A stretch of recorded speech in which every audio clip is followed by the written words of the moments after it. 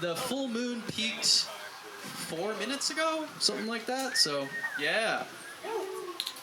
All right, hello everybody. My name's Evan. You might know me from New Ritual Press. It's good to see you all. Like I said, you all look great. Thank you so much for coming. At New Ritual, we love publishing new stuff, cutting edge stuff that excites young people, and just putting out great literature. So before we begin, I just wanted to show you all our newest poetry release, Ancestral Hell by Christy Graff. I'm going to read just a couple excerpts. Christy is an incredible artist. She actually read here at a Honky Dory reading like a year ago, almost to the day. So it's such a pleasure to present her work here. And I'm just going to read two excerpts. Christy and I worked on this together, and she's just an incredible person, an incredible artist. So just wanted to briefly share with you. I have some copies for sale, so please after. It'd be great if you bought some. Great art, great to have in your bookshelf. So here we go. Here's the first one. And this is Ancestral Hell by Christy Graff. I was a bilirubin baby. They put in a plastic cage, while the God machine cast its light on me at the medical mass. But they couldn't draw the devil out. I was born a bad seed, with Charles Manson eyes that can't shut, underformed, angry, crying glass tears through gritted teeth. My legs twist down hell's ancestral staircase into my predestined grave, for I gestated in cancer and died on delivery. So that's the first one. Oh, thank you guys. Thank you very much. You're all so kind. Shambolic shaman, stigmatas in the wrong places, put Jesus on suicide watch. Thank you. Thank you very much. That's Christy Graff's Ancestral Hell. Incredible artist. This is her debut collection. Super long career ahead of her. So happy to have worked with her on this. So, without further delay,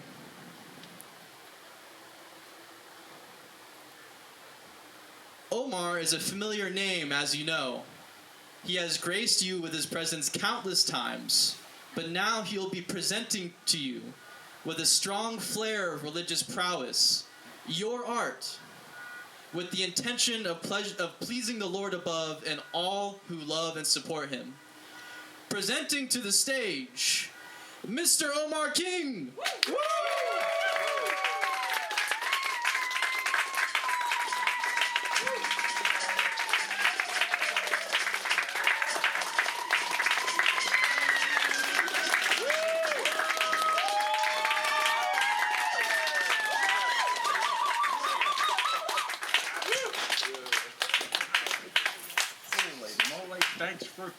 Thanks for coming.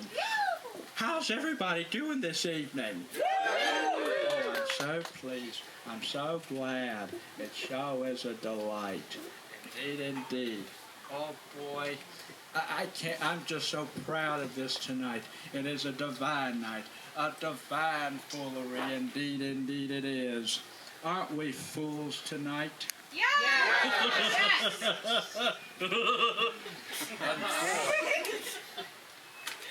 And boy, oh boy, we have more fools to introduce you all. One in particular, excuse me. Sorry, it's just cell phones sometimes can lag. Oh, see? Oh, one in particular, well, this individual, he's a performance artist based in Los Angeles, California. He is currently contemplating formal truth versus metaphysical reality. He is also contemplating reviving his rap career. Well, I present to you all John Marco. Get over here, Johnny.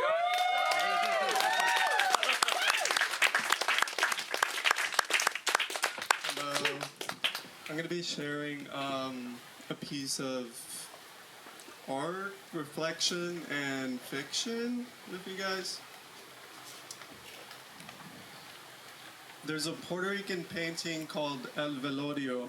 It depicts a traditional 19th century baquine, the open wake of a deceased newborn. Thought to go straight to heaven, becoming an angel instantly due to their purity and innocence, which leaves room for the mortally strained to unravel without judgment, exercising their will and justification with whatever means they reason fit the conditions. It wasn't an excuse to abandon oneself entirely, but more so an attempt to go beyond by raising something high to illuminate them when they went low in the pits, to find their way when the only way desired is far out of reach, never to be attained. Who knows what your hands grab onto in the process? Who knows who or what ends up afflicted? Who knows when this is all there is, when conclusion has been met and time has been stamped momentarily? Maybe this death is a release from the grips of existence entirely for a passing moment, where all is taken care of and debts are paid. Death expresses complexities. It widens identity, and it encapsulates everyone and everything up until a final silent moment. Death leads a hand to the ones who have suffered and the suffering. It illuminates tragedy and miracle. In this Caribbean Rembrandt, death is the subject, but life is the conclusion. That even paradox is sacred, and that punishment and acceptance are often the same. Death is not a loss, and it is a frustrating realization that we are unable to face. We've deviated from the jibaros, our rural folksmen, the ones who can dance, who can sing, who can drunkenly brawl, who can find time to fold into oneself in the corners of ongoing festivities. We've lost the art of ritual and its emphasis on the never-ending and all that it encompasses. We stare now, that's all. We don't dare move. And even in speaking, there seems to be a lack of intuiting possibility or conceiving it beyond what we already know, deriving something more than an absence of something, a mutilation of the acceptance of an eternal spiritual being. Perhaps it's easier to say nothing is there when knowing everything is there questions your own mortality, your existence, your actions, the ways we choose to live. But because of this self-awareness, we get nothing out. We shake nothing off. We acknowledge nothing. Personally, I like to go to funerals, as long as I don't know the person who died. I come distant, cold and shattered, in such a way that implies I was incredibly close with the passee. On the inside, I'm smiling, an energy percolating, bubbling so close to the surface that I almost burst from anticipation to see the makeup of so much interconnecting life while at a peak. This is the experience. A café mocha is also necessary. There's nothing like it. I believe coffee and chocolate are deeply intertwined with our emotional well-being. Between coffee's sacred and energizing nature and chocolate's heart-opening and transformative spirit, all of this is the perfect equation for warmth and comfort in time of what seems endless loss. These two things keep me going the most in an uncertain world. I believe I can love strangers more. I can understand them more, honor their existence more than their loved ones can from my position. I am not clouded by selfishness or attachment, or the dilemma of memory, of perceiving someone over a lifetime but never knowing who they sought themselves to truly be. I also believe nobody's more beautiful than when they're dead, because they are finally left alone to be truly seen. And even with one final gawking, one last time being under the microscope, you are totally unreachable physically, and nobody can demand anything of you anymore. Therefore, you don't have to demand anything of yourself. You can simply be. In ways, you are the most yourself, and like everybody else, in this state. I sit there in the pew while people quickly file in around me. Next to me sits a man with enormous facial features, but a shrunken head, a suit jacket hanging off of sharp shoulders, dress pants baggy and faded. He is grinning earnestly with full teeth like he can't breathe, like his jaw is unhinged and he cannot move his face without risking it falling off. He looks off onto a row of others closer to the front. They all look like him, but healthier and fuller. He turns to me suddenly and says, "We're all here for my father, but they don't talk to me anymore. They don't want to associate with me. At this point, I'm not sure if they're ashamed or afraid of me. You know, I was born in a hospital and lived in one for most of my childhood. I was allergic to the air, to the atmosphere. I couldn't handle breathing in this world.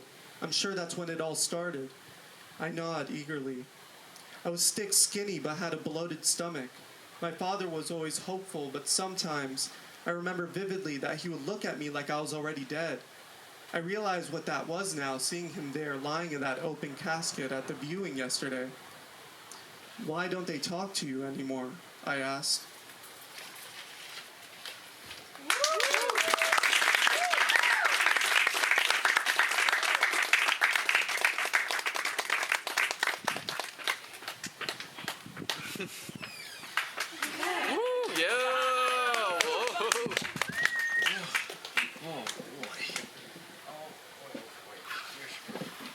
My brain feels all chopped up as we speak. I'm all scrambled eggs.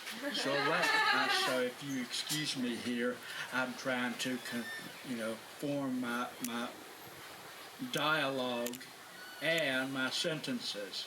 It happens, when you have less than three or 2 hours of sleep, you can be all scrambled eggs. It sure. Please applause John Marco, please. You were wonderful. I'm so happy and proud of you. Always and always and always. And God bless your heart. Indeed. Anyway, for the next fool.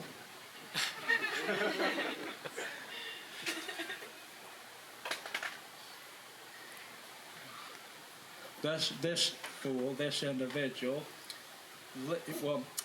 individual, he lives in East Hollywood, California, and edits a Burial magazine. He almost died 5 times. Ooh, 5 times. I present to you all Z.H. Get over here, Z. Get over here.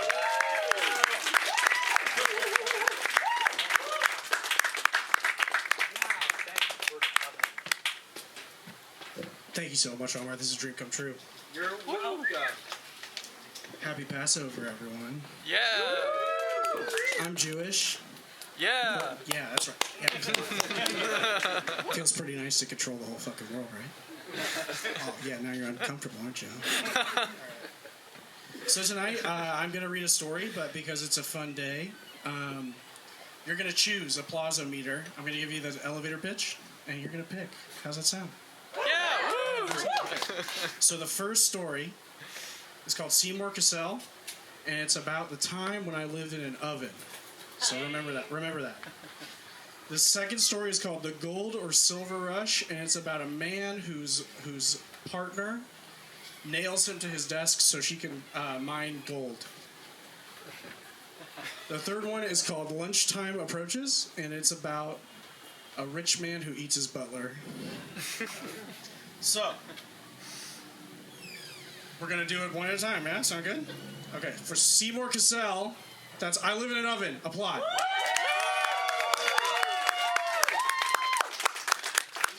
The Gold or Silver Rush, a man is nailed to his desk while his partner mines gold.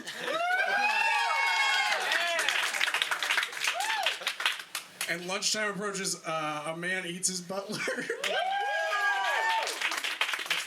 Which one won? You think the first one won? Really? Sounded like the second one to me. Go ahead. Omar, which one do you think won? That's a good question. I'd go with the second. Okay. Woo. We're doing the fucking second one with the guy nailed to the desk and his partner is going to mine for gold. How does that sound? This is the Gold or Silver Rush. It was an X-ray some time ago. My name is ZH, by the way. Hi! I get one hand to type. GF nailed other hand to desk. Through it. Looks bad. Painful. Less painful now. Been like this for 2 days. Got tired of watching the DVDs she left, so now typing. She turned off internet. Can't guess any neighbor passwords. DVDs she left were the movie Rumor Has It and the movie Open Range. Kevin Costner in both. Directed the latter. I watched Open Range 3 times. That one's actually pretty good. Great final fight. Big gun battle. Nevertheless, I've grown tired of it already, as anyone in my situation would. Anyway, I am stuck. Hand looks bad. I think infected. I think just marginally infected. I will be okay. I tried to slowly get the nail out with my other hand, my new typing hand, but it hurts too much, in too far. Can't take apart the desk. Too sturdy and nailed into the floor. That was my doing. Ha ha, oops. She nailed my right hand, and I am right-handed. Not ideal. I mean, that was part of her plan. Makes it harder for me. Less chance of escape. But either way, desk so sturdy, no escape, unless she left me a tool. I tried for a minute using the closed laptop itself to pry the nail out, but the nail is in too deep, and the laptop just not the right shape for prying nails.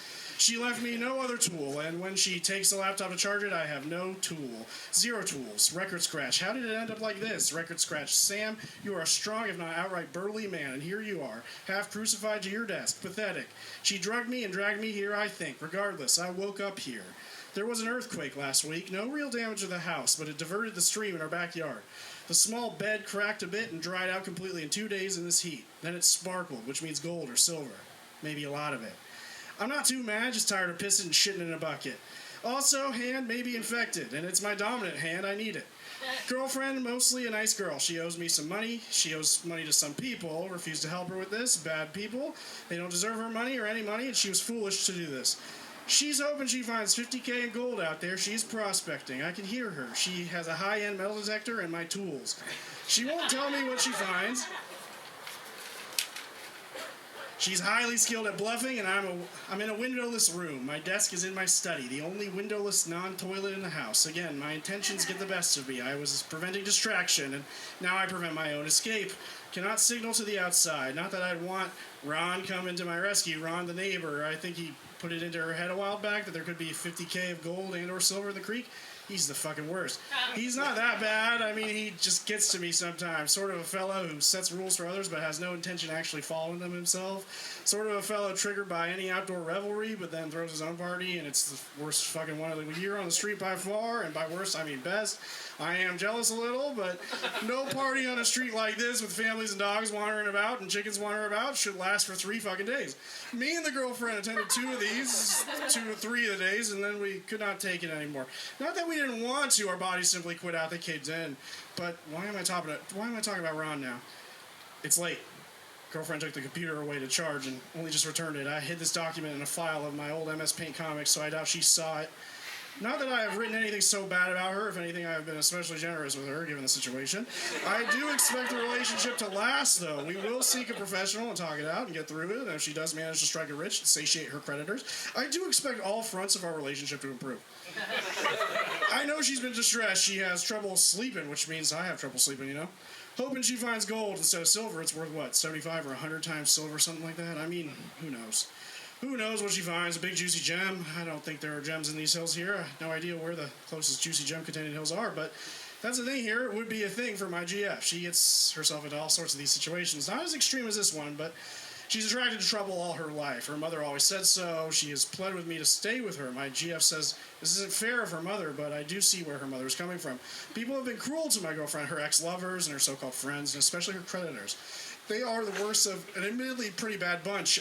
At least we own the house, by which I mean I do. Her mother is a kind enough woman. She's living here now, too, actually, but she's out of town on the Star Trek cruise out of San Diego. Yeah, you get to see the ruins of Tulum with Michael Dorn in tow. She asked us to come along, but my girlfriend said it would look bad to her creditors if she left the country, and also my passport has lapsed. You used to only need your birth certificate to go into Mexico. I remember my dad ordering a copy of mine and folding it up into his breast pocket to present to the guards as we crossed the pedestrian border, crossing to Tijuana. My dad used his driver's license at work, too. We drank Fantas at the Tijuana KFC because it was hot as it is here right now. I'm rambling. At this point, I'm rambling. The pain comes in waves. Infection for sure, but it looks okay. Don't think I will lose the hand or anything. It's late now. I know the time because the computer says the time at the top, past 11:30. Haven't heard her prospecting in a while. Hope she's good. She said she was sorry and she loved me when she returned the laptop just a bit ago, but she didn't exactly stick around after that either. She looked kind of tired, I can always tell, and like I said, night of thorough sleep is rare for her. In another window, I'm playing Minesweeper. I was already quite good at it before, but after this ordeal, I'm fucking great at it. And given the recent trend, I wonder if there will be a Hollywood movie depicting the invention of Minesweeper. Fell asleep during my fourth viewing of Open Range. Annette Benning was saying something about horses. Computer must have run out of juice as I slept, and it's full now. So guessing once again my girlfriend avoided the solace of sleep.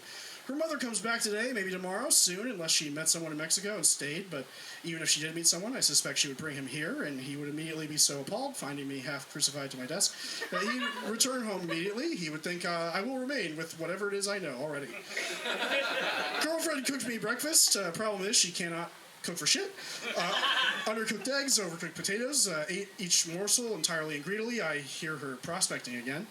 Means she probably has not found anything worthwhile, or maybe it means she has found much of consequence and must keep going. Like I said, she is quite the four-flusher. She has told me little and offered no real indication of her progress. My hand is basically unfeeling now. It is basically numb. It looks awful. It smells awful now, too. My girlfriend swapped my piss and shit bucket out as I slept, at least, and maybe that is why the sordid smell of my flesh is so prevalent here in the study now, without the piss and the shit to cover it up. I am so bored now that I am contemplating asking/begging my girlfriend for more drugs, the drugs she initially drugged me with. I will sleep through the rest of this mess. I think I will dream that it will be done. Worse has happened to me before. Thank you all so much.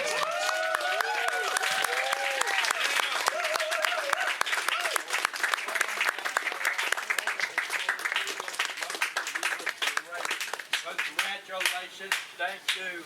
Oh, golly, what a rep.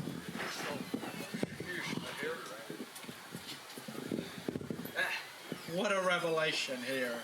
Hey, this was just wonderful, just delightful. ZH, please, applause. Oh, man. As we celebrate Passover, we celebrate resurrection. The resurrection of the great divine, great divinity. Meanwhile, during that time, I'm sure we have given up. We have given up. And what have y'all given up? What have you given up during these times? Drug driving. That is delightful. Thank you. What have you given up? Nothing. Oh, golly, nothing is at stake. Oh, well, that's okay. Maybe next year. Oh, you ain't, no, not Jewish. This is, Catholic here. No, if only. Oh, what about you? Have you given anything up? No? God, next year as well. Next year. Try again next time. How about anybody in the back? Has anybody given anything up? Anything at all? Of what? Friday? Driving sober? Sober. Oh, golly. Man, what a revelation indeed. But anyway, at any rate, now I present to you another fool, another Looney Tune, if you will. Now, this third individual. Oh, this individual lives in Hollywood, California, where he writes fiction and screenplays between dives down internet rabbit holes. Ladies and gentlemen, I present to you all Marco. Get over here, Marco. Get over here.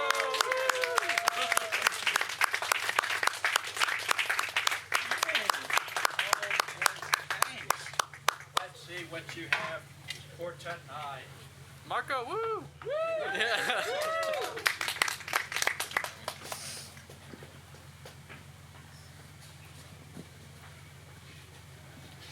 Snap that sucker through it. Yeah, it's fine. Yeah. Okay, so this is from one of my longer short stories, so I'm just going to read an excerpt from it. And just for some quick context, pretty much the narrator of this story is reflecting on the different masochistic relationships he's had with different guys. And in this section, he's talking about a guy he met on Grindr who wants him to pay to hook up with him. $100 and I'll let you suck me off was the first message I got from Xavier, about a month after the accident. Normally, I would ignore blatant requests for money on apps designed for casual hookups, but I was sitting on $250,000, and perhaps with the sudden loss of my familial foundation, I started to feel very experimental with both my time and my finances.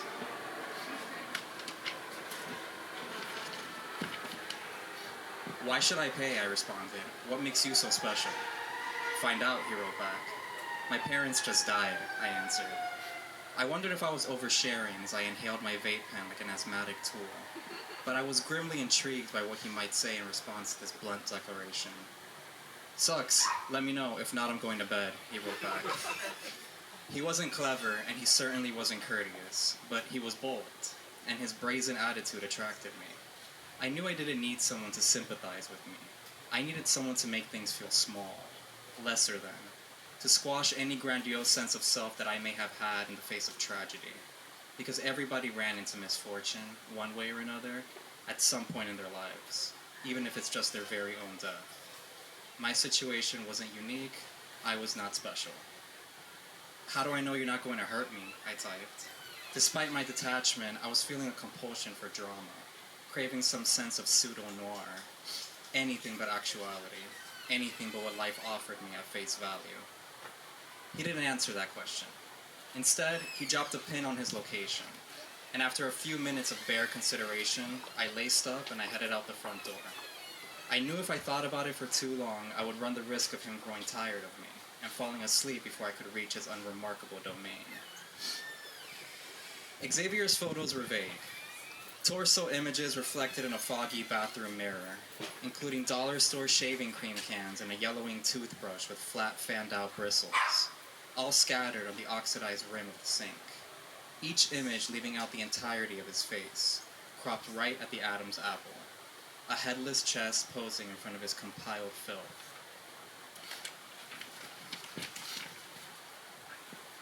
So I was pleasantly surprised when he opened the door to his studio apartment, and he was actually handsome. Beyond his towering height and post-workout physique, he had sad eyes. The corners of his lids drooped low, like a tortured animal, and through his depressive gaze, I felt very seen. And as our transactional nights piled up, Xavier never said more than a few words. He never laughed if I tried to make a joke, if I dared attempt to lighten up the atmosphere. But in all honesty, I didn't need him to speak. In fact, I preferred that he didn't say anything at all, laying face up without a word as I worshipped him, like some gorgeous specimen, a product undergoing its customary quality control. Cash first, he'd always say, and I'd hand him 520s. On the first night, he put the money on the tiled kitchen counter and started to remove his undershirt and boxer shorts immediately, robotically. His underwear was cheap, the kind that came bundled up in thin plastic packages with faceless men on the covers, like his elusive profile pictures. I felt pleased that he didn't bother to count the money before he draped his naked body across the faded IKEA futon, as though he trusted I was good for it. It made me feel noble, a man of his word, somewhat respected in this, albeit unrespectable, exchange. Thank you.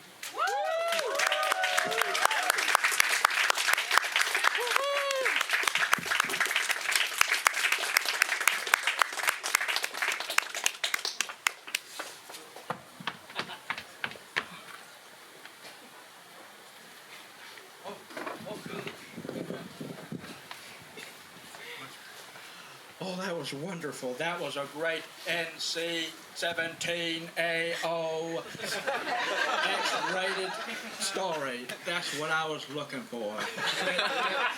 Whatever hits the bill, you know, nothing goes behind. In this society, this dingbat society, we don't judge. We don't judge. Indeed, indeed. Hell yeah. So give it up for Marco, please. Marco. Oh, my Just for that. Just for that. An egg. I wonder what it might be. Oh, golly.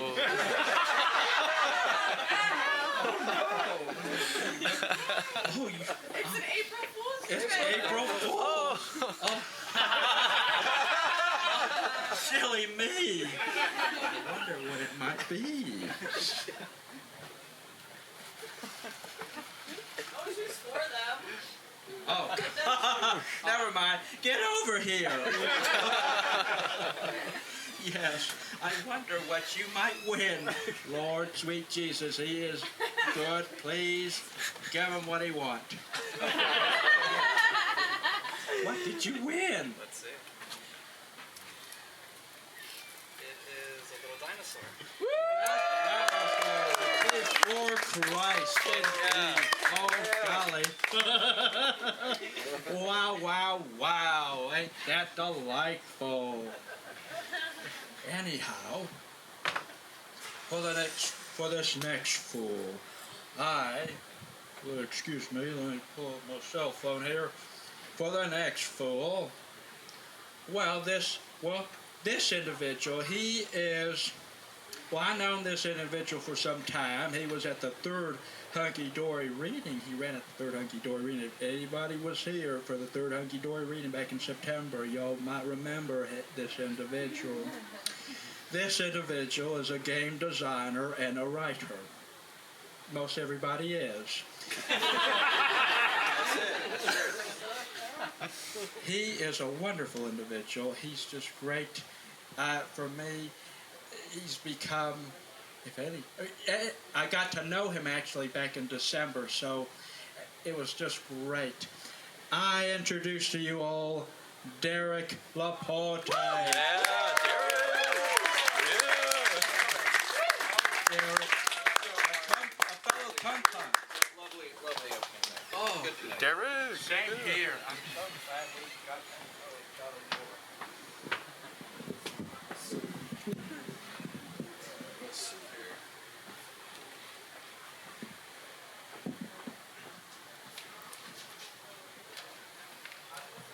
here. This one's called Mouthpiece, and I had two versions of this, and we already voted on it. We already voted on it before this. I had 2 votes for A, 1 vote for B, so that's good enough for A. So we're going with A. Yeah, that's good enough. 2 to 1. Yeah, it's a majority, right? Yeah. All right. Today's Sky Stoned Malachite, offering deep emotional healing and accelerating personal growth. Deadly to be out in chemical air, but I've got needs. The thin cellulite plays ramblings on wet circuit Escher mousetraps. The recorded sound of clipped out plosive thumps as my first voice theorizes what was pre-androgyny. The clamping clod of wheels cramped in potholes. Light hits the stream of bodies in the broken cages along the sides of the freeway. I ask the driverless cabin, so many dead bodies, it's Tuesday, why don't they pick them up? Response, they pick up roadkill every other Tuesday. They passed a law because the turkey vulture is going extinct. 2 weeks of nibbles on human bodies is not so bad. I'd have an adequate reply if my mouth ever said what I thought, but it doesn't. And that's why I'm out in this filth. I need a new mouth to say the right words. The ramp buckles beneath a pet hospice for Richies. The vet there is willing to replace my old mouth. Inside there's more priests than pets. I hear one barking last rites through a canine snout piece. Rest in peace, doggo. My mouth pleads to stay attached while my barrister hand signs all the prepared documents. I keep thinking how JC was supposed to meet me here, was supposed to hold my real hand through this. The cellulite hisses and my jaw is ripped out and replaced with a rewired Cyrano. And then they give me the drugs. Where am I? Where's JC? He said I reminded him of home because he grew up in a one-hooker town, flashing yellow signal for her to stand under. He called me his Neil Young hooker. Y'all are going to get that later. Think about it. I could hear the vet speaking with someone about me. How are they? Better. They're not pissing blood, but now they're shitting blood. Felt a hand in my hand. JC, touching the last unmediated part of me. The recovery for a mouthpiece swap is slow. A priest does stand up in the corner. I'm really into hentai. I'm sorry. Guys, I screwed that up. The priest would do stand up that bad anyway. I'm really into anime. I shot a man in Reno just to watch hentai. There we go. Now I did it right. There we go. My mother tried to smother me with a pillow while screaming, "You can't fix shithead." I survived somehow. Okay, that one's not funny. Yeah. JC squeezes my hand. He writes about our first chat years ago before mouthpieces and how the sun was late coming up like it'd never been. Do you remember? I manage to nod. You think we'll ever have that again? I nod. The vet says I'm good to go and the door opens and the sun glares through rubelite because no one else told it not to. The drugs wear off. I find a spot where JC's body is crumpled, where the holy rollies shake fronds over him, where they say they will pronounce him dead, and they whisper into his ear, "Dead." I stand over JC and I think of all I should say, but I can't. Instead, words I don't know flow out cold but assured. I fight to bend the morals of an imperfect world, not to perfect it. I see all the pieces, but do not know him, me. I touch his wrist before they remove my hand, and I think this is the love that they spoke of long ago, how there's nothing more intimate than last rites. That's it.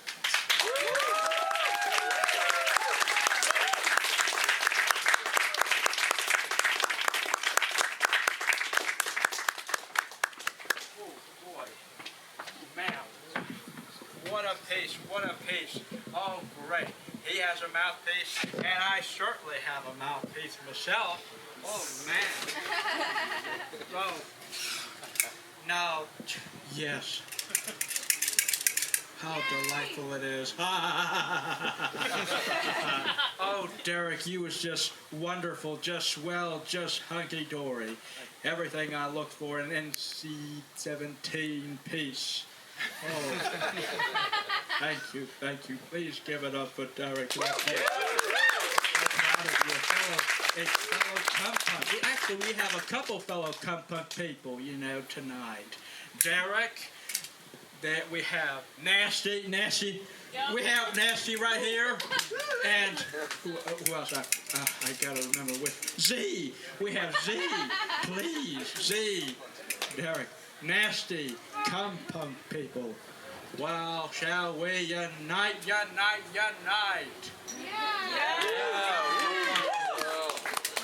Oh, man, I just wish Colton and Kim was here. They would have loved, those are the people from Cumpunk. They would have loved all this, but they're celebrating in spirit over there in Memphis. So they're having a swell time on Wednesday, pinball night. Y'all like pinball? Yeah. Yeah, I like the pinball over there at Waltz, and then the Avenge of, if I'm not mistaken, I forgot the, not Lincoln Heights, Highland Park. There you go, thank you. Oh, it sure is a deli, but yes, pinball indeed. So, next Looney Tune. Well, this individual is, this individual is an alcoholic, and a professional asshole living in the state of California. Not on parole. Fat shout out to the queen herself. Gia, get over here, Gia, get over here.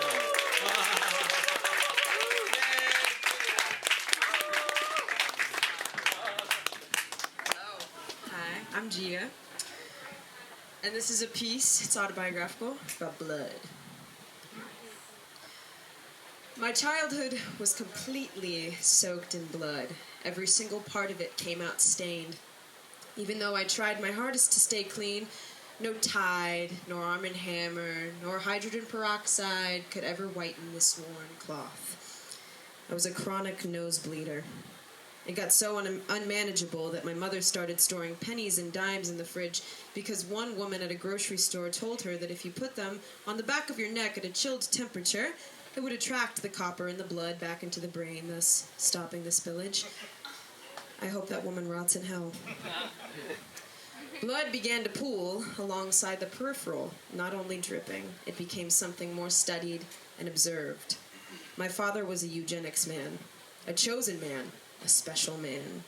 A man whose blood was the rare O negative, the type most notably gifted from reptilian aliens on their voyage to Earth the day Jesus was born. Rednecks have this saying that I'm sure you've heard, blood is thicker than water. That's redneck for keep it in the family. My father differed from most kickers in the way that his superiority did not stand on the fundamentals of race, but on the pillars of gender.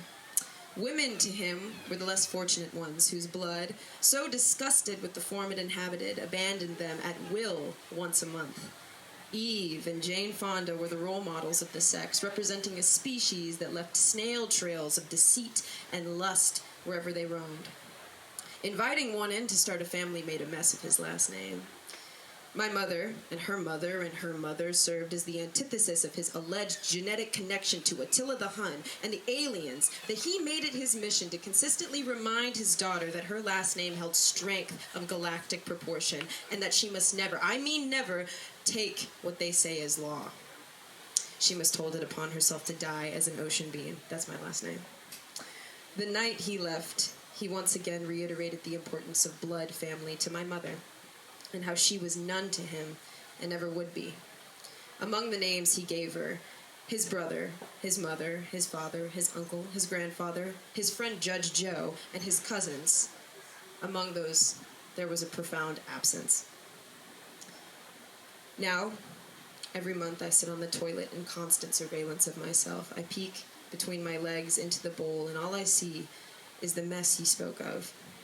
I know that this man is nuts and mostly shouts from his own deep insecurity towards not being his father, but I can't seem to shake the feeling that my blood, the life that fuels the very essence of my being, utterly loathes me. I bought jars for the day when it becomes societally acceptable to store the blood I've lost over the years, but until then they live to house the absence of my name from your catalog. I hope you just forgot. I hope there was no purpose. Thank you.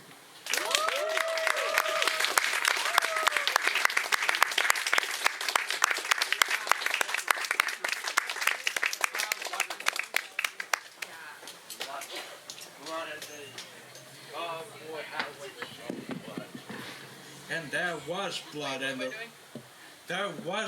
the resurrection, and sure there was. There was blood indeed. Shall be the first, and the last shall be the first. My little Tammy Faye Baker. Give it up for Tammy Faye Baker here. What are we going to have? Who will be chosen for To be delivered.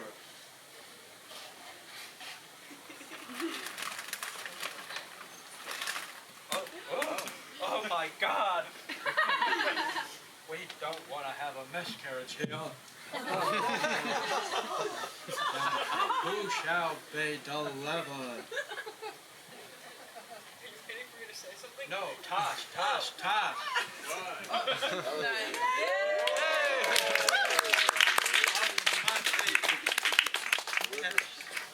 Oh, this is just great. This is just Honky Dory. Now, who's the next fool tonight? The next. Shall we?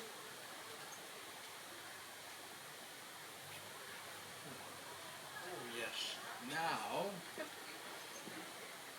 this individual is an American country blues harmonist, singer, and comedian. He recorded Fox Chase and John Henry and worked in medicine shows. He gained his nickname following an accident whilst hoboing in 1930s. Interesting. I don't know who this individual is, but I present to you all Pig Leg Sam. Roman, where is Roman? Roman? The mystery man, where? MIA. M.I.A. M.I.A. Where is Roman? Oh, there is. He's been delivered! Oh, praise be, praise be. Welcome. Thank you. Here we go. Jeez. I'm a little nervous, but I guess you all are in underwear right now, so it's okay. This is called the Everest. You know, keep it in there. For no reason at all, Julia Crystal, the muse of muses, the lunatic socialite millionaire, billionaire, socialnaire, is hosting a party at her house, which is well known among paranormal fanatics for the unexplainable murder-suicide prior to her residency. Julia gained her fortune from starring in the movie Help Me, I'm Dying, directed by Douglas Fir. Also, her father is an oral Mongol, but this is in the public knowledge. That Julia Crystal inspired the song Skinny Minnie and Edie Sedgwick's drug-addicted youth with her noodle figure dressed with Texas pearls dangling, swaying in the rhythm of a runway street, greeting all the crazed big names, chewing on bubblegum and smoking rare exotic cigarettes, looking fabulous with feathers in their hair and psychedelic ascots, chainmail, and pigskin, each of them with a party favor to the superior godhead. Angels laughed with despair as Maggie Latriette ditched her rabbit-filled dress with and showed up to the party with a face full of makeup and a powdered wig, no top nor bottom. Just her pale skin shining like a reflection of Lake Michigan. The crowd full gaped, wowed at the great ingenuity. She seductively descended from a staircase lit only by a single flickering bulb as a replacement for the holy sun.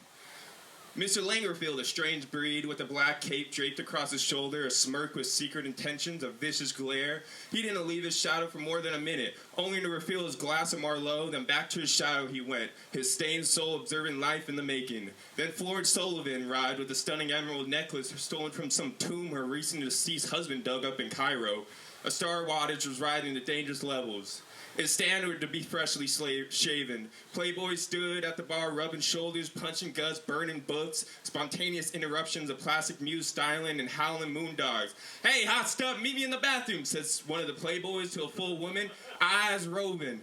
A spell was cast on the prettiest one, turning her into a frog, and she hopped around all night catching flies.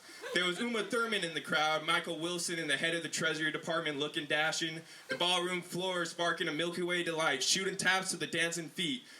Champagne corks flew in the air and the joint rocked. There was a punk fighting with the disco ball. Ginsberg's outfit was adored with confidence conscious. The Madonna of the evening was parked next to a babbling cock. Her oxidized copper dragger dress was a hit. Everyone asked who the designer was. Oh, it's so fabulous. And she said in a modest way, oh, just this Chinese sweatshop. Old Donnie Carl, the fascist who was once a runaway slave in a past life, was in abundant snow white goods, passing around a kit and a gun. Buddy Bloomerangs were kissing grandfather clocks. Popcorn flew in the sky. The party was at its high Himalaya. The music blasting, blaring, shaking the walls, cracking mirrors. Then something got in the air. Everyone's clothes started to disappear. Hours and hours went by. The sun rose. The big names fucked. The dancing continued. Failure was the summer's new trend, hot off the press. Gap-toothed Miss J. Virgo arrived as Mr. Virgo with a suit and tie, moments away from an ozone-shattering vehicle. Monet and his dancers climbed aboard. The big names, some small, we won't mention those, partook in the glamorous orgy that the gods up on Mount Olympus grew envious of. It took hours before anyone quit. Mr. Magic, drunk, put on a show. Joined short, but it was a hell of a show, shouting, "The British are coming! The British are coming!" Someone broke their legs and things started to simmer down a bit. Everyone was just enough drunk, pissed, laughing. All the party favors disappeared. People started to pack up and leave, yawning on their way out, dragging their clothes behind them. when 5 police officers carrying a black duffel bag walked through the front door. They had just completed a drug bust and decided to donate the earnings. And just like that, the record continued to spin at a 45 RPM on a 12-inch disc. Behind the police officers came in a posse of burlesque dancers. Some vegan playing Homus of Choplin went on the vomit train. Good old Al Pitney in the crowd looking under diamond-studded dresses. The philosophers huddled up each with a glass of cab in hand, their crooked eyes behind bold-brimmed glasses. They filled out home, surrounded by idiots, and not a single blade of grass to be seen.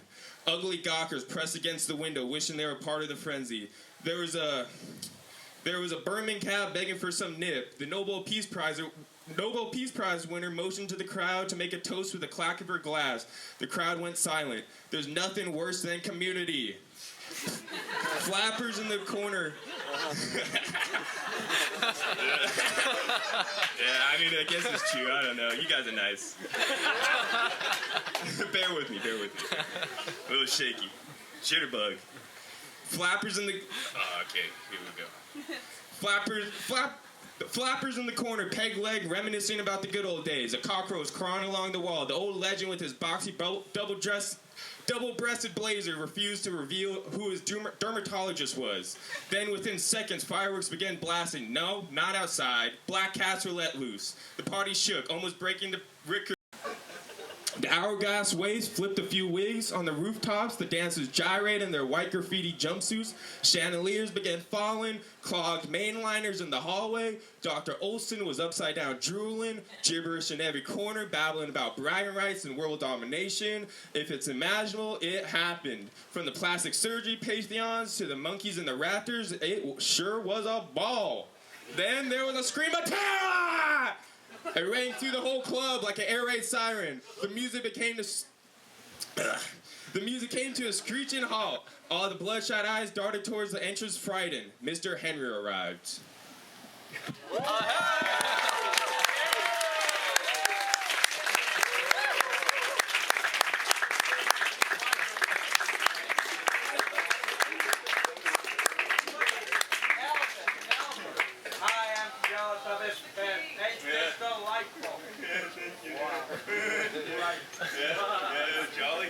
Jolly indeed. Oh boy.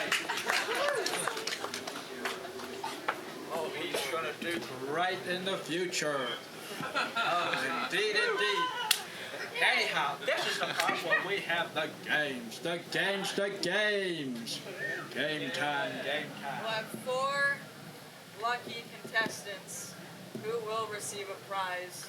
We didn't write down your names, so we'll just choose whoever we want. Yes.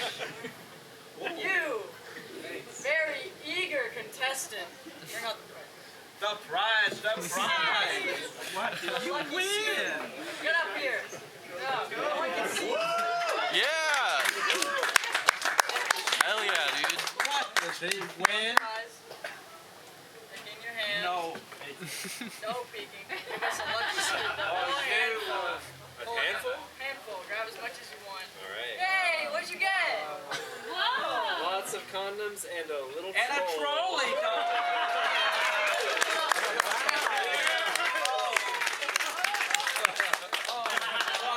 Wow. Let's see. A trolley dog. Congratulations. Congrats. You're welcome. Who's our next lucky contestant? Delivery. Oh, we have to pick people. Oh, I know. Now, this is quite unconventional, but, knowing myself, I can be very spontaneous and unconventional here. I was thinking a nice, fun game of... what's that game with the eggs? And then you toss the eggs. Egg toss? Egg toss. So I would need a couple of individuals stand up in a nice row, one from this side, one from the other. Toss a good, nice egg toss. Indeed. I'll do egg toss. Oh, I can do egg never mind. Okay. Why don't you come up? You can win a prize. Yeah, Joey. Yeah.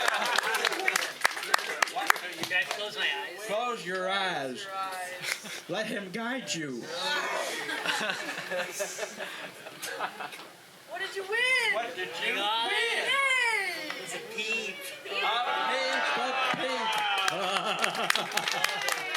Oh, man. Oh, ain't this delightful. Now who will we pick? Choose you. You. Yes, you. Which one? Wait. Yeah, you in the hat. Oh, yes. Ah. Step on up. All right. Now, close your eyes. Keep it shut. Let him guide you and let him direct.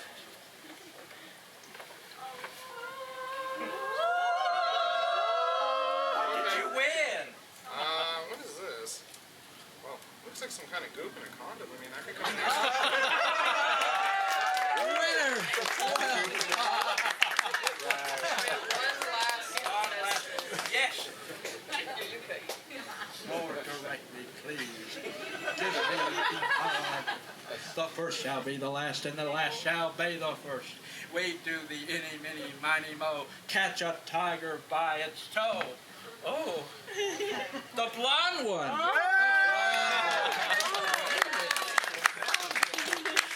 all right. Close your eyes. Let him guide you. Let him guide you.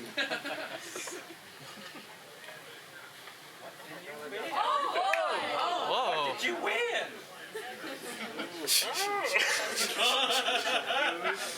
Some balls and more condoms.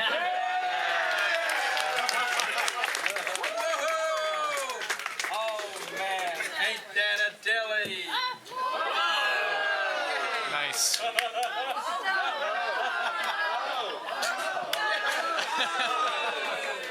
Oh, for you. Hey, Tosh.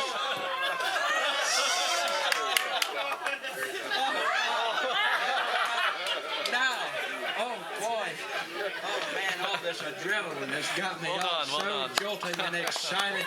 Oh, this sure is quite a spontaneous night. Thank you. Oh, golly. For this next individual, this next fool, this cuckoo, Looney Tunes individual, I present to you. Let's see, cell phone, please. Oh, yes. I present.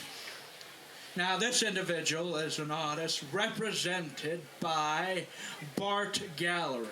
He has read for me twice, one at the Dingbat Success Party and the second time at the first Honky Dory reading. Oh, yes, my goodness, that was quite a fun night indeed. Oh, I present to you all Jordan Roundtree. Jordan, yes!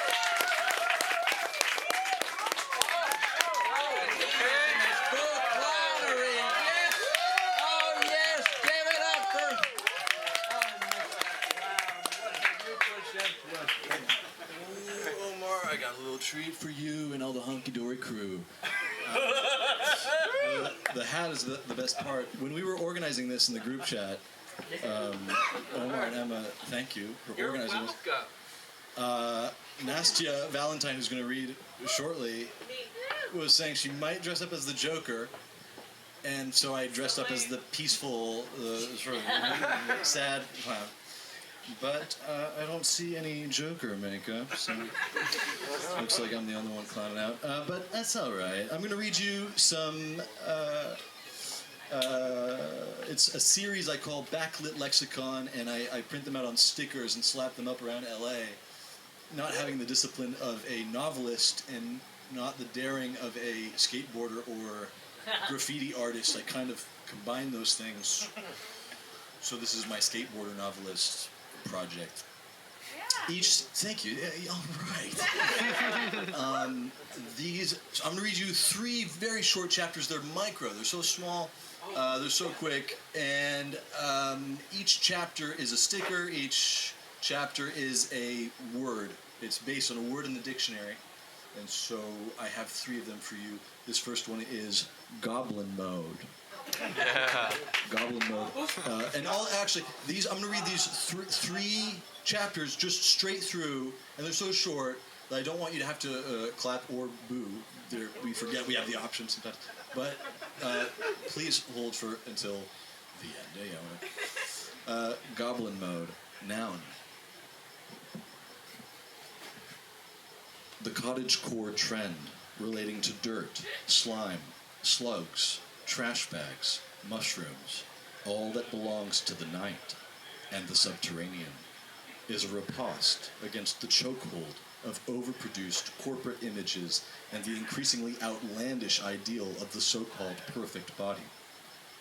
Goblin mode, an offshoot of cottagecore, is when one stays at home, unkempt and in mismatched sweatwear, posting confessional-style videos shot too close to the face at an angle that reveals a bit of the contents of the nostrils. Not beautiful, but sublime. What a relief to be reminded that the culture will take care of itself in this way. Floorboard. Noun. A unit of wood, the multitude of which makes up a surface we learned to build long ago and continue to live on. Sturdy in the windswept cabins, splattered with candle wax in the fragrant temples and churches, treacherous on rope bridges stretched across chasms, sonorous on the stages of playhouses, and good to lie down on in the nomihodai, the drinking houses, surrounded by deliberately unadorned gardens, where we still long to be held by something alive. Invisible. Adjective. Words shine bright on what's invisible. Love, longing, sensations, and the absence of things. Also, chunks missing from the heart and sudden departures. What else can draw out the invisible but another invisible? This weird system, this social contract of what is, that mutates in time and changes from land to land. What am I doing now? Playing with it like a stoner enjoys a lava lamp's glow in his cedar-paneled den in a redwood forest. My objective is only to train in the way and to play. One day, I hope to become so masterful that I can reveal something about myself that I didn't know until I told you. Thank you.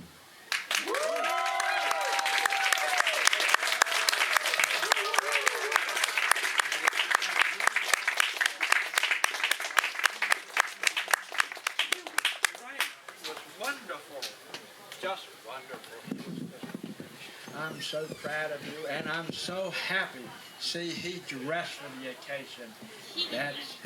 And actually, other people did too. You know, I'm so.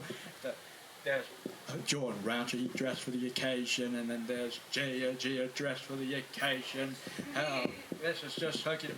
Hell, Eller dressed for the occasion too, and Joseph dressed for the occasion as well. Oh boy, he's just great. Well, I like people who just dress for the occasion. It really says a lot, you know, but that's okay. That's all right. Sometimes the thrift stores doesn't have what we're looking for, but that's all okay. We'll just have to deal what we have in the closet. Mm-hmm. Oh, anyhow, the next Looney Tune. Now, this next Looney Tune is a fellow dingbat and a cum-punk person. Oh, yes. Cell phone, please. Actually, never mind. Oh, see how I'm all scrambled eggs? I got the person all mixed up here. But I don't know. Should I? Spontaneity does speak. Well, this individual is an author of the Cyber Horny 2025 and an Ultimate Fantasy, which was a delightful, demented romance. And one day, she will be the host of Trad Wife Ever. I present to you all Nastia Valentine.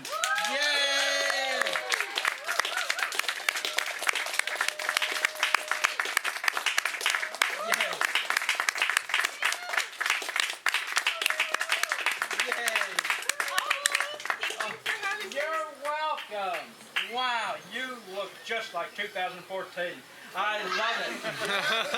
Oh man, it brings so much time and memory. Informative years and quite the lonely ones. But nonetheless, fun years too. Those were fun times. My goodness, this is just great. Please.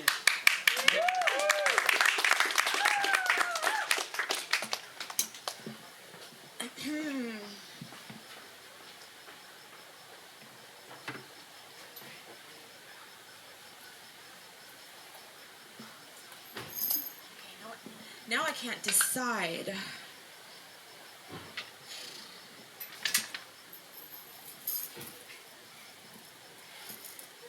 I am gonna be reading. Get ready, because I'm gonna be reading all of these books in chronological order. Ain't this something? So, these are tidbits from my new book, Ultimate Fantasy, via Dream Boy Book Club, which you can actually purchase at Stories. And these selections are recipes. Because one day I'm going to be the best trad wife ever. Husband hamburgers. 1 swordfish steak cooked till crispy. 1 buns toasted lightly. 2 leaves of lettuce together. 2 sheets of nori forever. 3 sliced tomatoes. 1/4 spoon of soy ginger glaze. It's a simple fish-based burger made in just 15 minutes. Cook fish steak in pan or air fryer. Make sure to use extra virgin, saving itself from marriage olive oil to give it that delightful sizzle. Toast buns for 2 minutes, 2 paired minutes so that they're loyal and devoted. And whisper your marriage vows into the lettuce and tomatoes as they harmonize within the burger. Serve on 2 sheets of nori laid flat on a large white porcelain plate, symbolizing the marital beds for a delicious eternity together. But oh, what's this? This is the personal trainer pasta. It's 1, for some reason just 1, sexy, delicious, fuckable pasta. And also just 1 extra slutty olive oil and 3 some of sun-dried tomatoes. What? 4 some of basil leaves. 3/4 cup of marriage-ruining marinara sauce. Mix ingredients into pan as you make pasta, the way pasta is always made, but this time make a mess that can't be unmade in the kitchen. Burn the pasta, overcook it, it's so hot. And for the rest of the recipes, you're gonna have to buy the book. And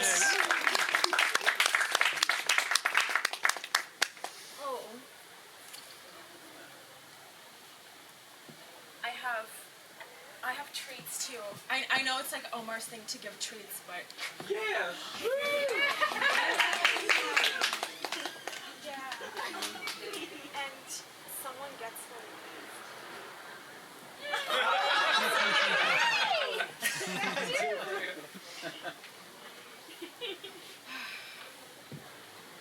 it's central to my art practice to have somewhere to lay down, so these purses aren't just decoration. And I may seem like a little prude being up here, but it's a well-known fact that trad wives often want to become strippers.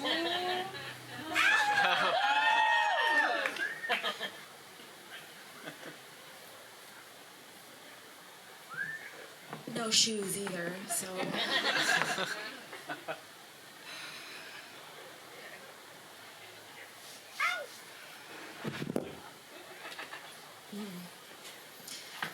Sleepy.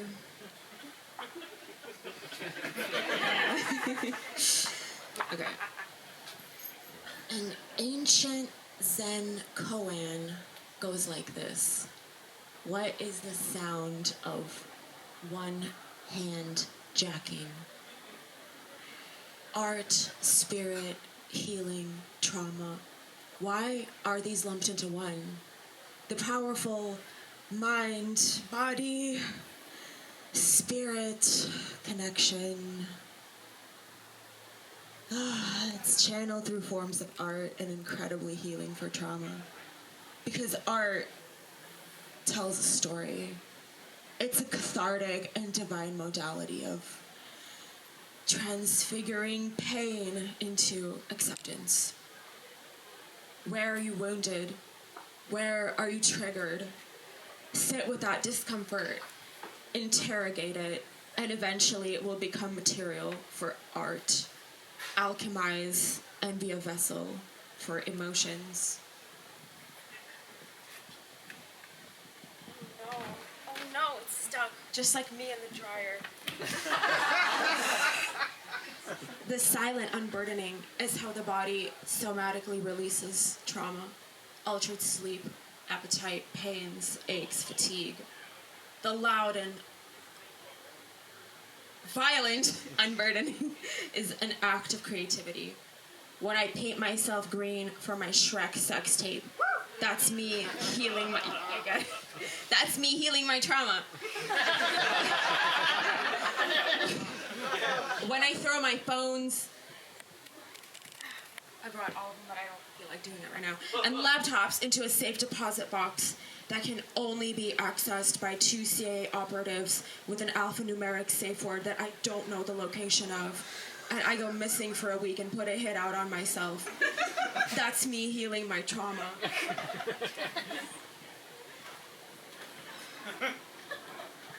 And sometimes there is no explanation. No meaningful, helpful, useful navigation tool. It's just fluff. Pedantic and pompous. Selfish and silent. Sometimes I don't have anything to say, lest I overshare brazenly into the void. Sometimes the day just ends. This is the way the cyber world ends. This is the way the cyber world ends. This is the way the cyber world ends. Not with getting horny, but with going missing.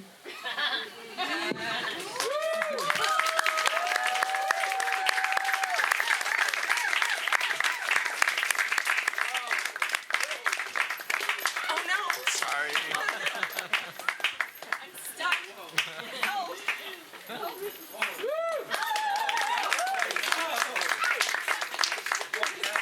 You Hefner, what have you done? Oh, golly. Jeepers. Wow, ain't that the... Please, another applause. That was just a wonderful. You did swell. You did hunky dory. Forever proud of a fellow dingbat and cum punk person. Proud of you. All right. We got a couple more going. This individual. Now, this fool is an actor, a writer, and a singer, but also has become, if anything, a friend. Known this individual since February of last year, and then afterwards in May, and then afterwards more and more going to every now and then coming and going to the hunky dory readings, and there was that so actually I was so happy when this individual came to the Dingbats dinner, and now that was a commitment there. For those who were there at the Dingbats dinner, they are the real deal, but that's okay, you know. I present to you all Claire Milligan.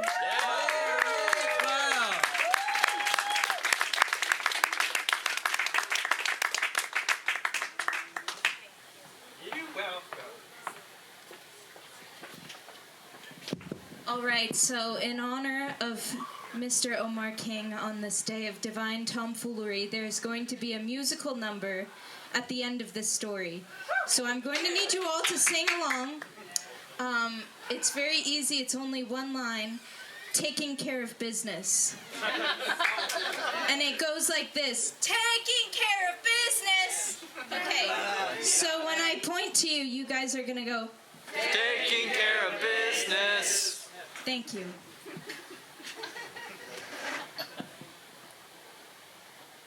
Monday in the bullpen. I ride up to the penthouse on the 34th floor. Hey, what are you doing here? The Japanese man who hired me hugs me. He is shorter than I am in heels. I figure if I can get through the night, I ought to make enough to pay rent and maybe even go out to eat. God, I want to go out to eat. Inside, the penthouse is lit like a hospital, only less clean. The room is made up of furniture they can burn if they have to. Gray Amazon couches, beanbag chairs, and 2 large poker tables, front and center. I head to the bathroom, which is empty except for a few twisted toothpaste tubes and a strand of long black hair trailing down to the pit of the sink. I take off my dress. The fat guy is at the door whining. He can't hold it for very much longer. I come out, I pour shots, I eat warm grapes from the vine. The Korean gal, very pretty, tells me what to do. Drink shots, make money. She pours me a shot glass of water and winks. The Japanese man scoots forward in his leather swivel seat, making room at the back for me to sit. It's called a chair straddle, he says, obviously. I squeeze down into the small place between the back of the chair and the back of his body, my legs spread and spilling out the sides. His name is Yoshi. He's a professional player, big wins under his belt, international competitions. I know this from the Google search I did.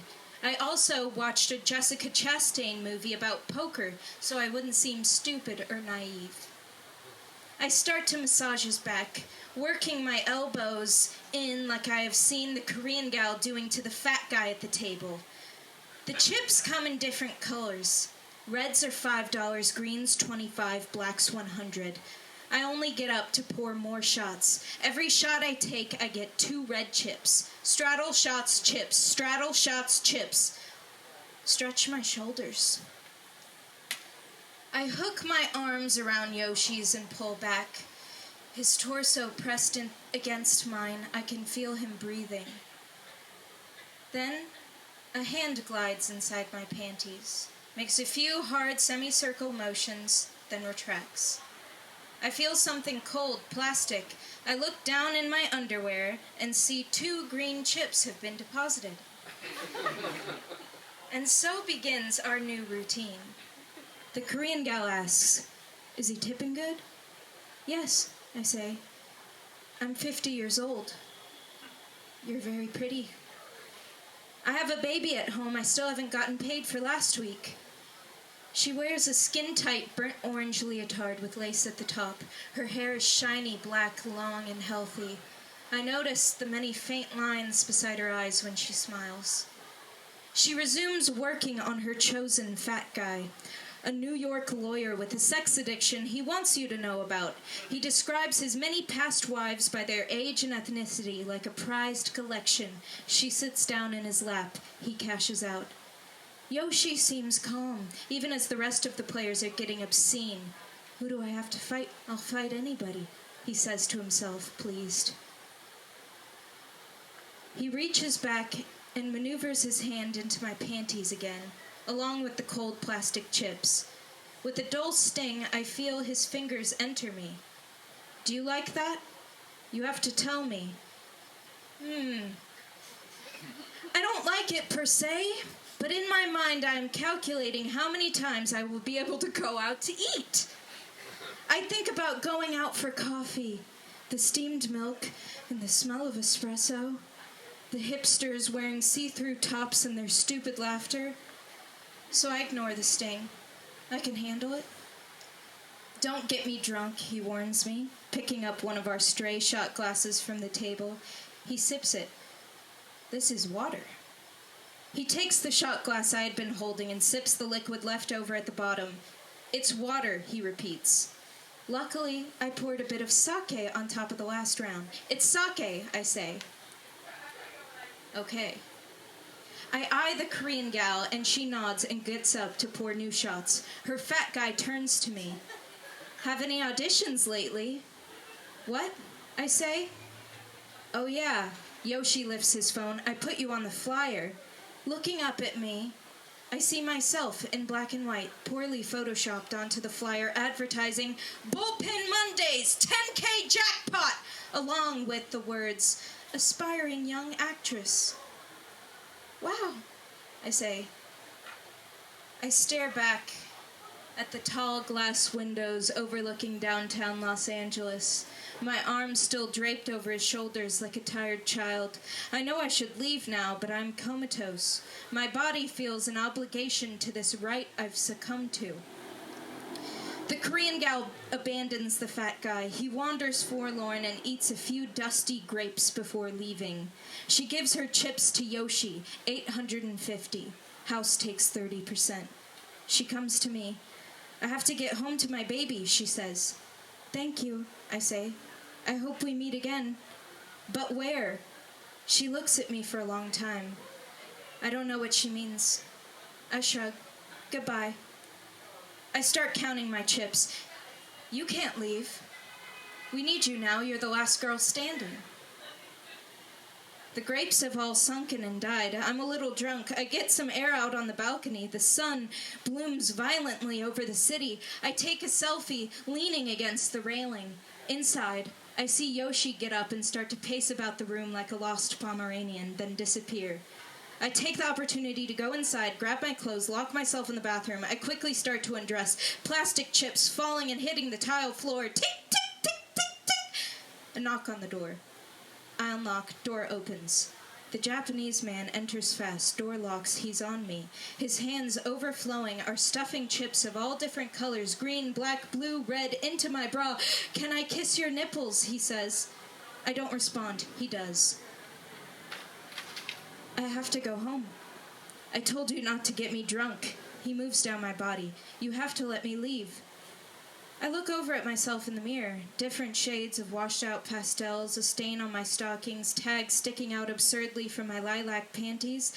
The Japanese man, shorter than I am in heels, growing off me like rot on a tree. I think of the time I got my wisdom teeth taken out when I was 17. The kind orthodontist with latex gloves and my mouth drilling.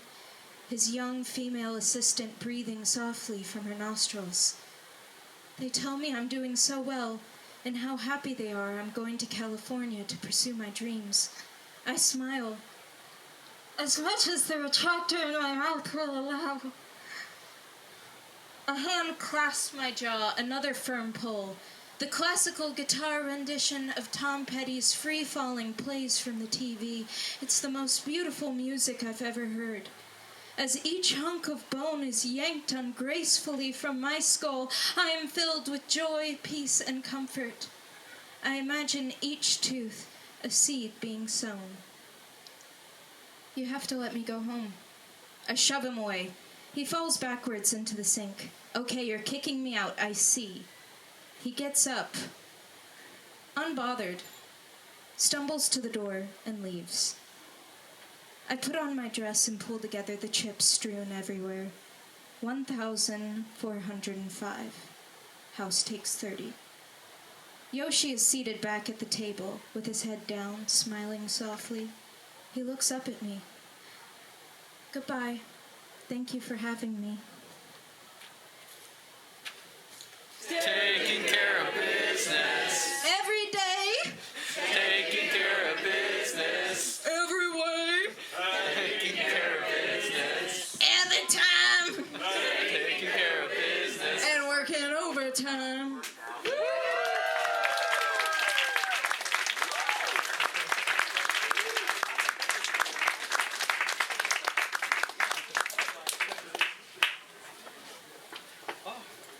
Yes. Oh, golly. Oh, I'm so proud, so happy. You did great, Claire. Congratulations. Oh, yes. Yes. Another birthday for us. Well, for this next fool... Wait, no, wait. What? Shut up. Wait. What? Well, before we announce, we have an announcement we want to do. What is it? We want to do it while everyone's all here and they get to watch and stuff. Yes? I haven't gotten my period in 3 months. What? Oh, no!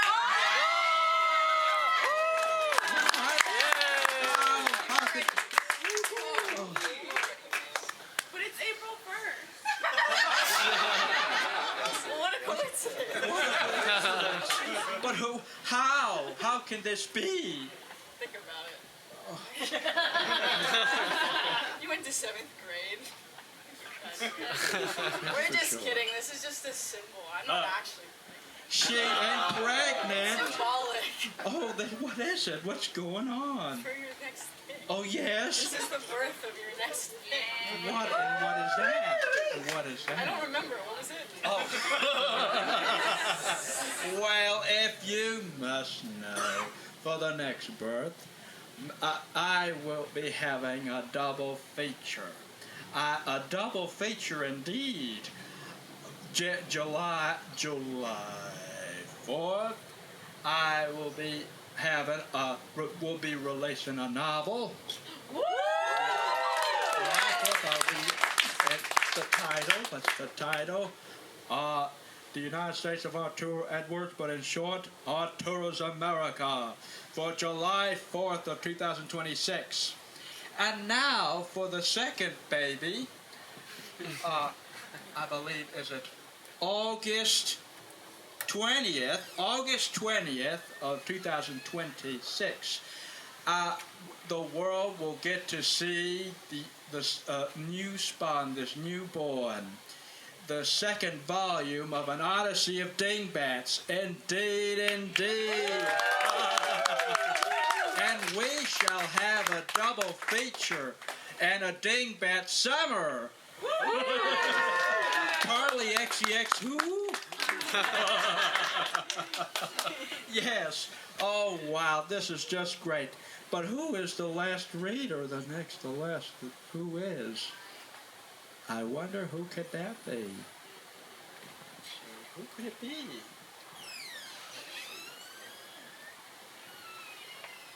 Oh, let's see. Oh, dear. Is it you? Let's see. It is. I think it is you. Oh, it's me!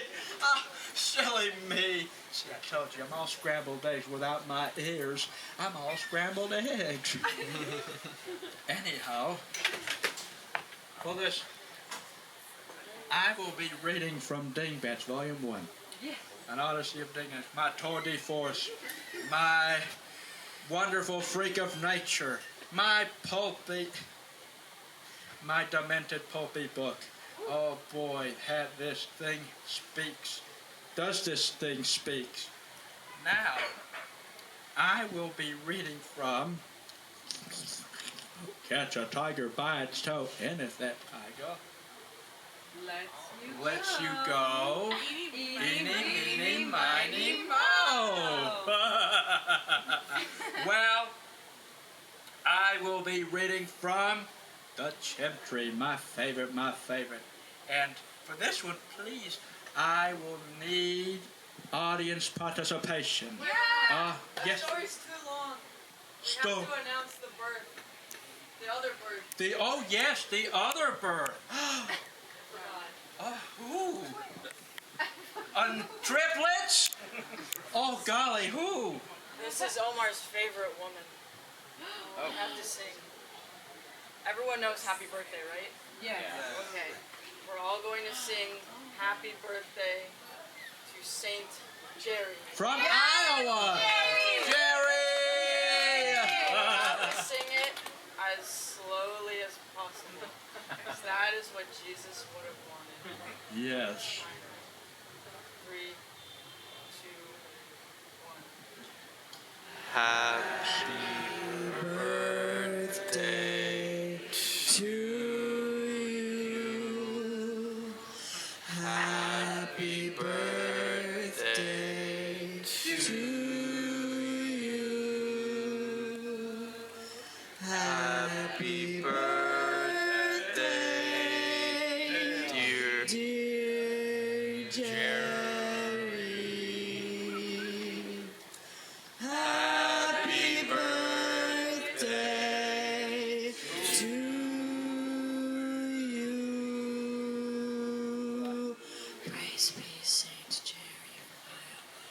Iowa. Yay!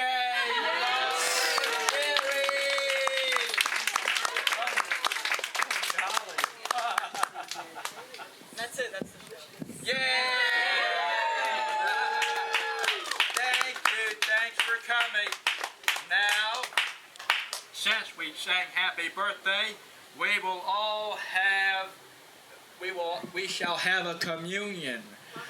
Yes, a apple pie. Yay! We shall have a communion. Whoever anybody has a pocket knife or anything like that? Pocket knives? Oh, you do? Yes. Pocket knives and paper towels. We will have an apple pie. I don't know what it's saying. Oh, golly.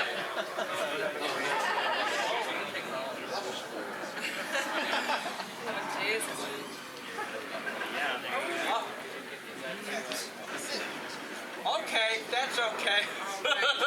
All right. Okay. Oh, well. Who will have a nice slice of pie?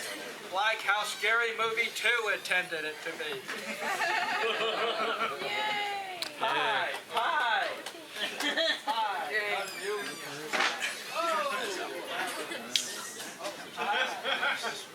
Slice of pie.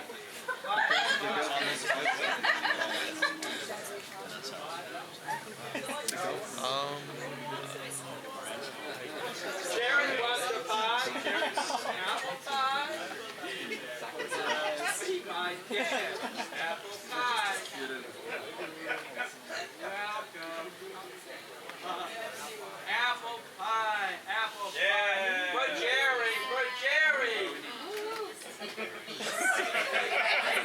And like I said, I wish we had paper plates. But this is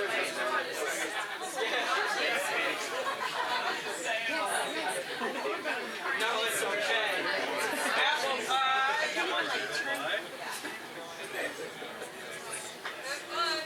Oh, this is great. Wait, hold on.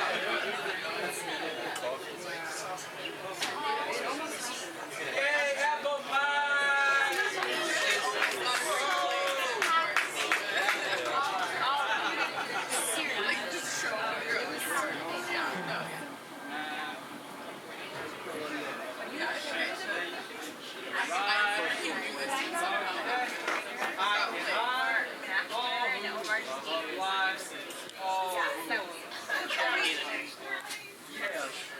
Pie, apple pie. Pie for me. I have eyes for you. Yes, yes. Apple pie. Oh, it's okay. Okay, dog. Well, whoever wants apple pie, we'll just have to get it out the table. Yes? Oh, okay, well, whoever wants apple pie, I mean, you're welcome to get it. Oh yeah.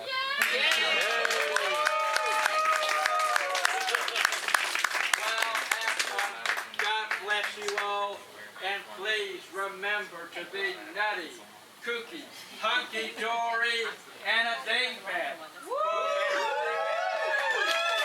We don't judge, we don't discriminate. Never attack the individual, only their conduct. And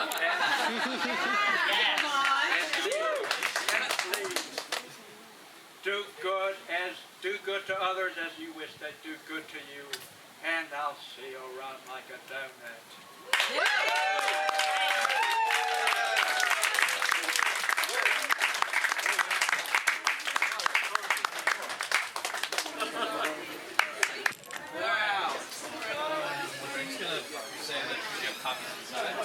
Oh, we have copies inside of Dingbats, and the server should be deleted if anybody wants some copies. And ancestral health. And we got copies of Ancestral Health. Oh, the pie. The pie.